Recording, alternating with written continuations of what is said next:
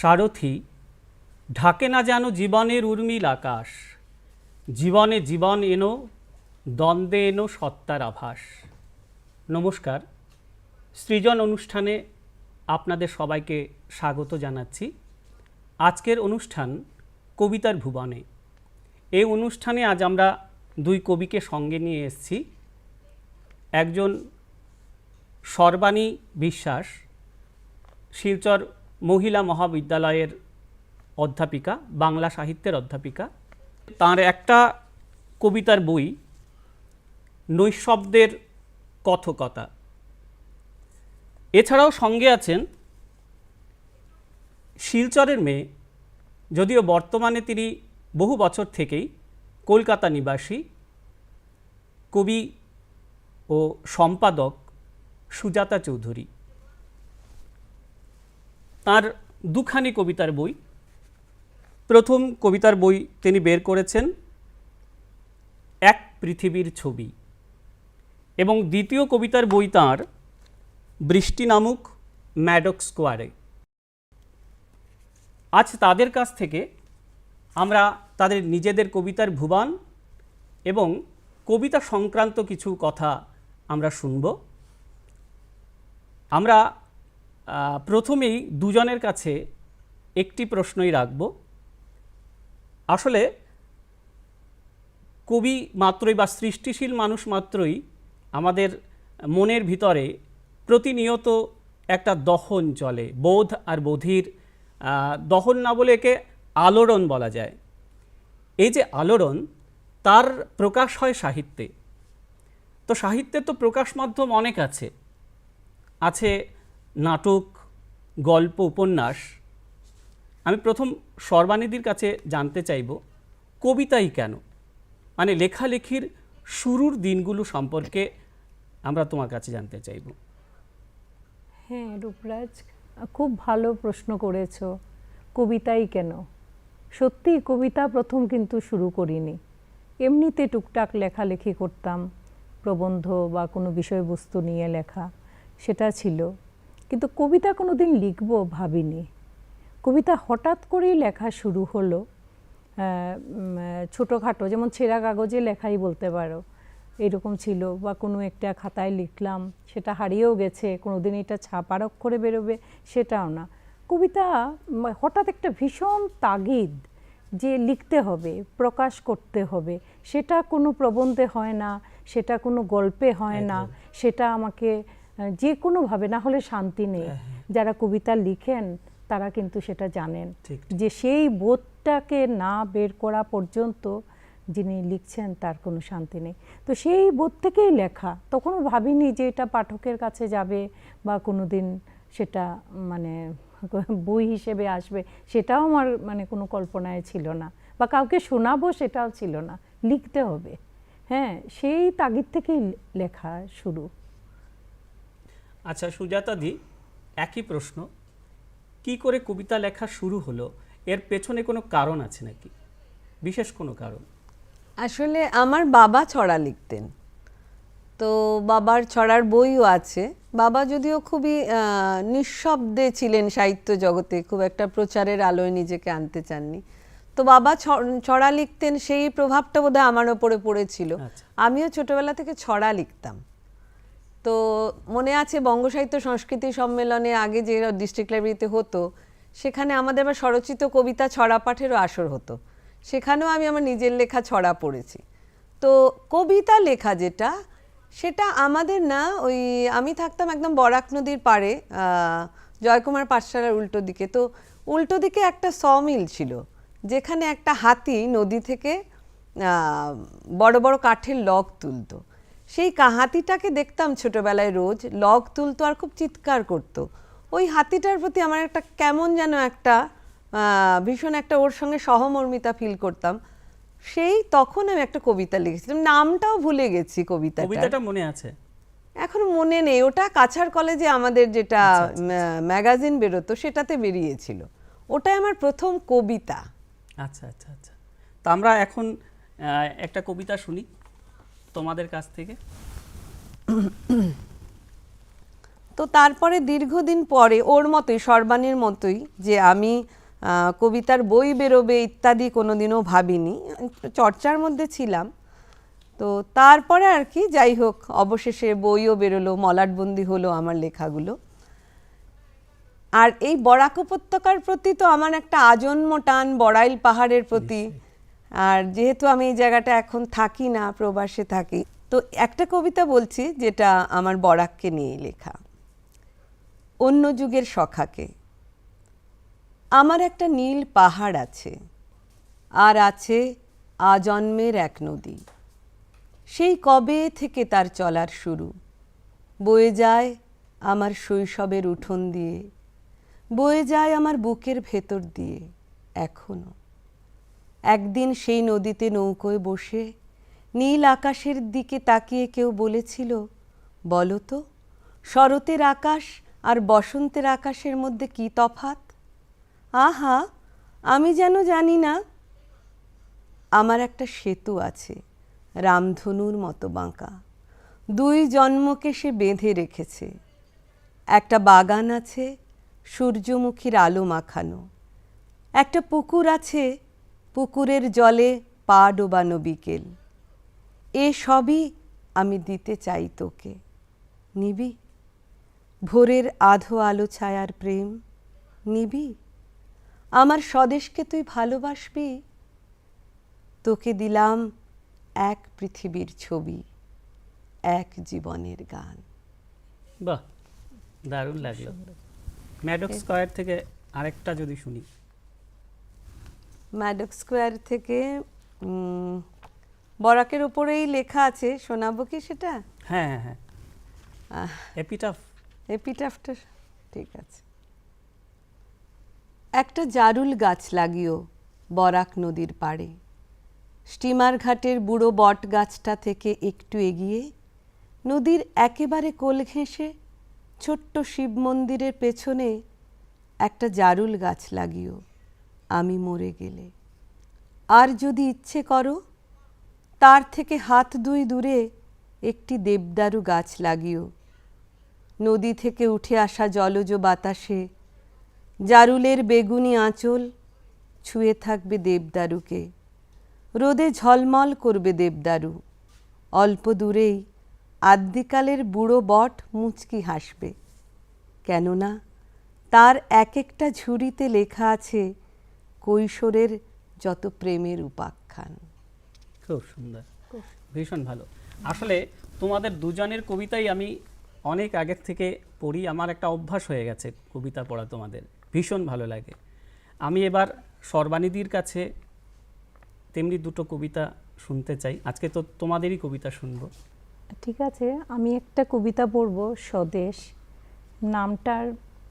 নামটা একটু আমি বলে নিচ্ছি যে আসলে আমরা এই অঞ্চলে যারা আছি তারা সবার মধ্যেই একটা দেশভাগের স্মৃতি জড়িয়ে আছে কোনো না কোনোভাবে।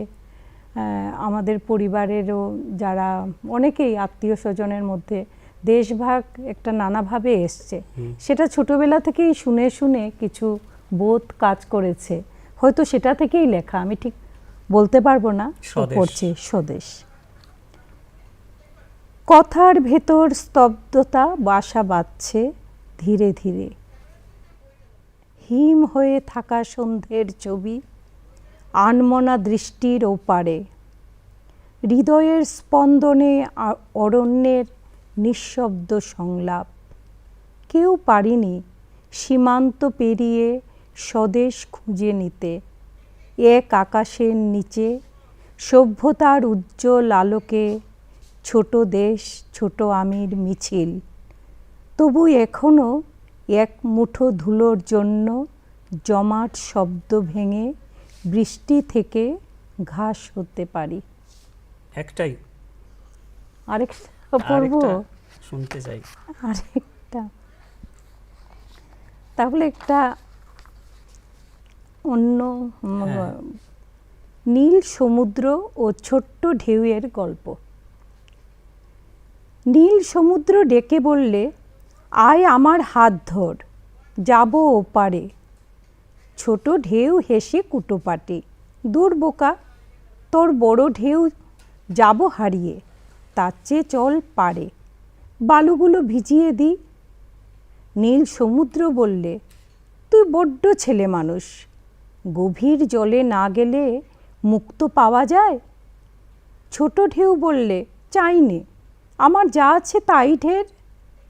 সমুদ্র বললে, বালি সব শুষে নে, এখানে কোনো ঘাস জন্মায় না। আমার সাথে চল, দেখাবো মাছ কিভাবে বেঁচে থাকে, এমন গভীরে না গেলে তার তল পাওয়া যায় না। ছোট্ট ঢেউ কি বুঝলো কে জানে, আনমনে সমুদ্রের হাত ধরে বললে, চল দেখে আসি। বাহ, সুন্দর। দুটো কবিতা আমরা শুনলাম, মানে এটা থেকেই তোমাকে একটা প্রশ্ন করতে চাই। তোমার কবিতার নামকরণ থেকে নামকরণের মধ্যে যে একটা প্রকৃতির ছোঁয়া আছে, তোমাদের স্বদেশ কবিতা শুনলাম, সেখানে আবার এই যে বাঙালির নিজস্ব ভুবন খোঁজার যে একটা নিরন্তর তাগিদ, সেটা আমরা দেখেছি।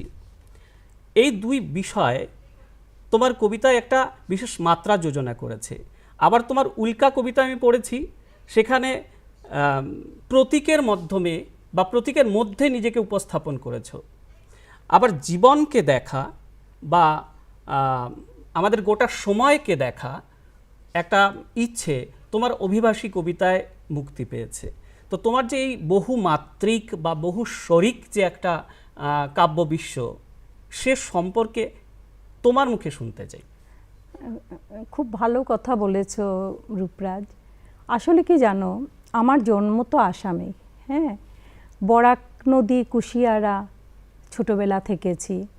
বাবা সরকারি চাকরি করতেন, আমরা নানা জায়গায় পুরো আসামই বলো ঘুরে বেরিয়েছি।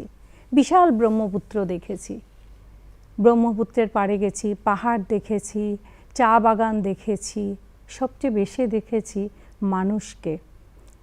সেই দেখা কি বলবো তোমাকে, যে আসাম যেহেতু, আসামের মধ্যে নানা রকম সময়, নানা রকম উত্তেজনা, হিংসাও আমরা দেখেছি, খুব কাছে থেকে এগুলো দেখেছি। কিন্তু সবচেয়ে বড়, এগুলো কিন্তু ভুলে গেছি আস্তে আস্তে। আমি দেখেছি সেখানে হিংসার মধ্যে থেকেও কত মানুষ, তারা মানে কি বলবো, ধর্ম, বর্ণ, জাতপাত এগুলো কিছুতে না, কত মানবিক হাত তারা বাড়িয়ে দিয়েছেন। তারা কিন্তু নামহীন এবং প্রচুর মানুষ আসলে হাত বাড়িয়ে আছে, হাত বাড়িয়ে আছে, এবং তারা নামহীন, তাদের কেউ জানে না। যখন কেউ অসুবিধায় পড়ে তারা বেরিয়ে আসেন, ঠিক আমাদের প্রকৃতির মতো। এবং আসাম আমি এই জন্য জীবনানন্দের ভাষায় যদি বলতে চাই যে ওই যে মানে আমি আর কোনো জায়গায় যেতে চাই না, বাংলার মুখ দেখিয়েছে, আমি আসামের মুখ দেখেছি। হ্যাঁ, সেটাই বলবো, বারবার ঘুরে ফিরে এখানেই আসি, এখানের মাটিতেই আসি, আর সেখানেরই দুঃখ, বেদনা, ভালোবাসা হয়তো আমার কবিতায় প্রতীকীভাবে কোনো না কোনোভাবে উঠে আসে। আসলে আমাদের মনের ভেতরে বহু আমি আছে। হ্যাঁ হ্যাঁ, যে কোনো ঘটনায় ওই এক একটা আমি কবিতার হাত ধরে বেরিয়ে আসে, বিভিন্ন কবিতার মাধ্যমে। একবারে সত্যি কথা। ঠিক। তো সুজাতা দি, আমি কবি সুজাতা নয়, এখন সম্পাদক সুজাতা দির কাছে আসতে চাইছি। তো তোমার পত্রিকা, ছোট পত্রিকা লিটল ম্যাগাজিন অনিবার্য, প্রথম প্রকাশে এটা কিন্তু মানে পাঠক সমাদর পেয়েছে এবং প্রচুর সুনাম অর্জন করেছে। তো আমরা জানি যে একটা প্রচ্ছদ সমৃদ্ধ সুন্দর প্রচ্ছদের একটা লিটল ম্যাগাজিন দেখতে ভালো লাগে, কিন্তু তার পেছনে কিন্তু অবিরত যুদ্ধ আছে, একটা নানা রকমের যুদ্ধ আছে। লিটল ম্যাগাজিন মানেই যুদ্ধের আরেক নাম। আবার তার উল্টো দিকে আছে প্রাতিষ্ঠানিক পত্রিকা, যারা ব্যবসা সফল, তাদের একটা বাজার আছে, কিন্তু ছোট পত্রিকার সেরকম কোনো বাজার নেই। এই অবস্থায় তুমি একটা পত্রিকা করার, লিটল ম্যাগাজিন করার ভাবনা কেন জাগলো, তোমার ইচ্ছে কেন হলো? হ্যাঁ, তুমি ঠিকই বললে, প্রতিষ্ঠান বিরোধিতাই আসলে হচ্ছে ছোট পত্রিকার ধর্ম। আর আরেকটা কথা বলি, সম্পাদনায় আমার সঙ্গে রয়েছে নীলাক্ষ চৌধুরী, আমরা দুজনেই সম্পাদক। হ্যাঁ, অন্যতম সম্পাদক, আমরা দুজনেই আছি। আসলে ছোট পত্রিকার ধর্মই তো তাই, মানে বাজারকে নিয়ে আমাদের ভাবনা নেই, আমাদের ভাবনা হচ্ছে লড়ে যাওয়া, সাহিত্য, সমাজ, কবিতা, মানে পুরো সংস্কৃতিটাকে একটা জায়গায় নিয়ে আসা, সেটার একটা প্রতিফলন ঘটানো ছোট পত্রিকার মধ্যে। কতটা বিক্রি হলো কার, মানে সেটা নিয়ে আমাদের কোনো, মানে লিটল ম্যাগাজিন মানেই আন্দোলন, হ্যাঁ। এটাই সবাই জানে, লিটল ম্যাগাজিন মানেই আন্দোলন। তো বিক্রির বা বাজারের দিকটা তো ভাবনায় থাকেই না এখানে। আর আমি মূলত, আমি আর নীলাক্ষ যেটা ভেবেছিলাম যে আমরা যেহেতু পশ্চিমবঙ্গে আছি অথচ আমাদের শিকড়টা উত্তর পূর্বে, তো এখানে আমরা জানি আসামে এবং বরাক উপত্যকায় প্রচুর সাহিত্য পত্রিকা এবং সমৃদ্ধ সাহিত্য পত্রিকা বেরিয়ে আসছে, এবং আজকে থেকে নয়, সেই বহু কাল আগে থেকে বরাক উপত্যকা তো মানে সাহিত্যের একটা অত্যন্ত সমৃদ্ধ পৃষ্ঠভূমি। তো কিন্তু তাহলে আমরা কেন করছি?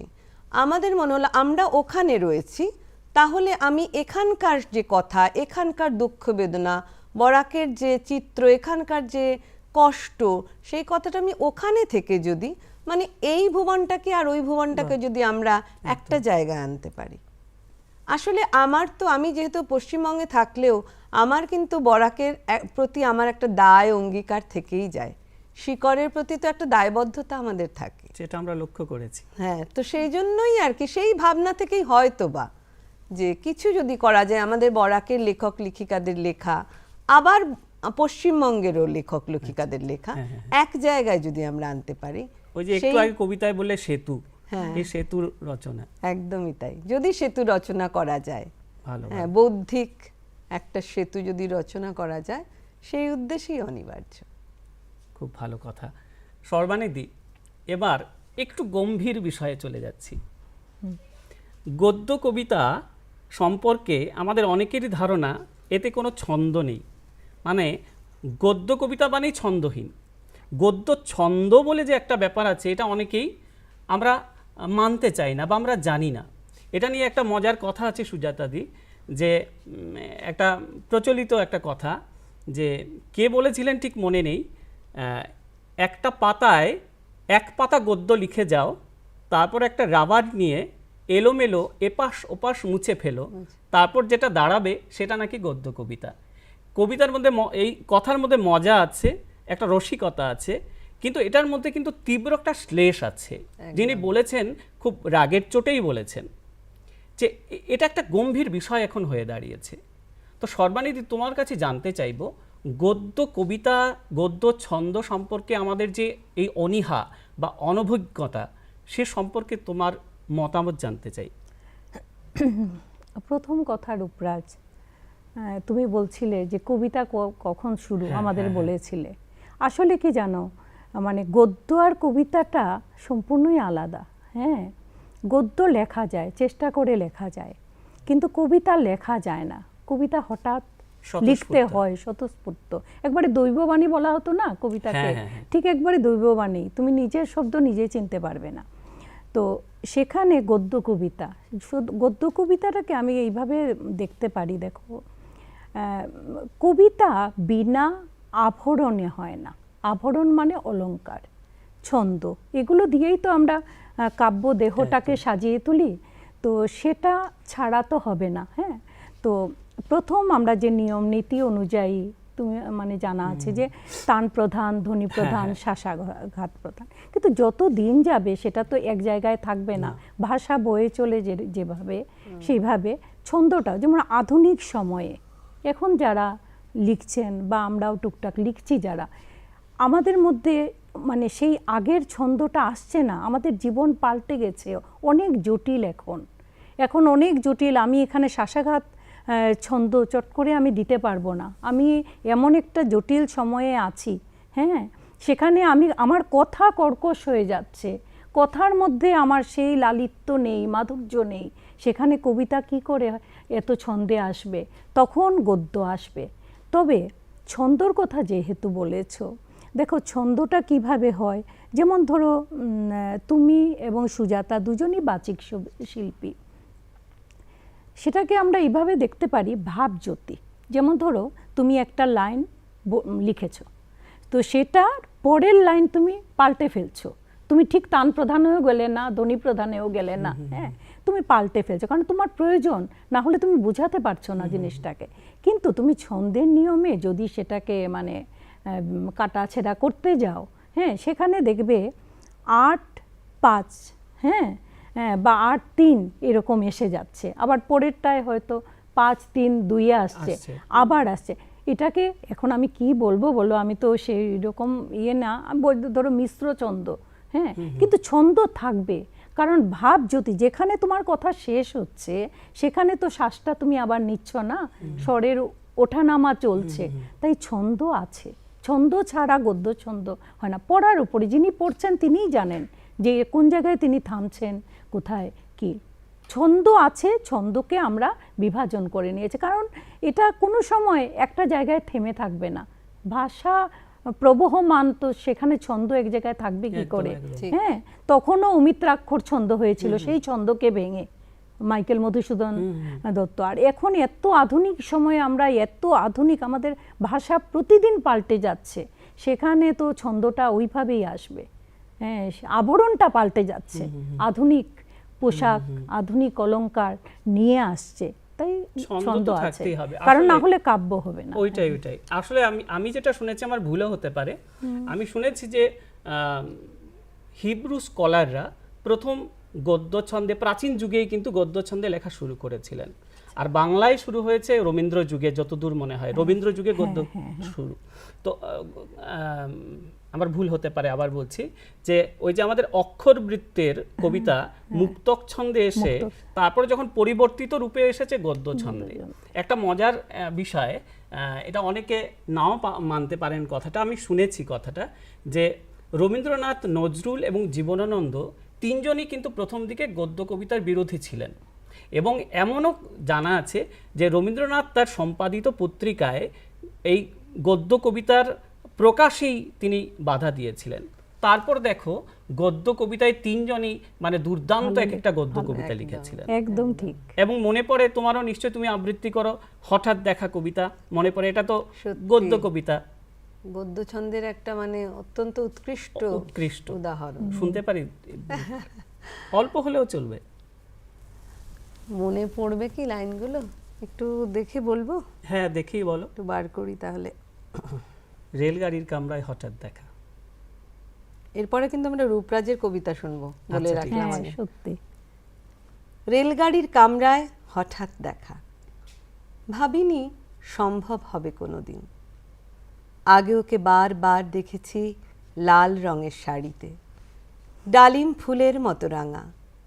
আজ পরেছে কালো রেশমের কাপড়, আঁচল তুলেছে মাথায়, দোলন চাঁপার মতো চিকন গৌর মুখখানি ঘিরে। মনে হলো কালো রঙে একটা গভীর দূরত্ব ঘনিয়ে নিয়েছে নিজের চারদিকে, যে দূরত্ব সর্ষে ক্ষেতের শেষ সীমানায়, শালবনের নীলাঞ্জনে।